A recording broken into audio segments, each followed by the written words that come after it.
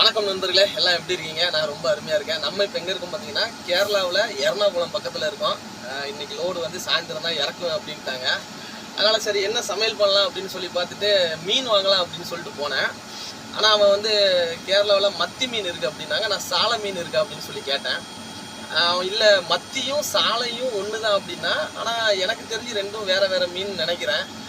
உங்களுக்கு தெரிஞ்சிச்சுன்னா மத்தியும் சாலையும் ஒரே மீனா, இல்லை மத்தி வேற சாலை வேறையான்னு சொல்லுங்கள். அப்புறம் நான் வேணான்னு சொல்லிட்டு வந்துட்டேன்.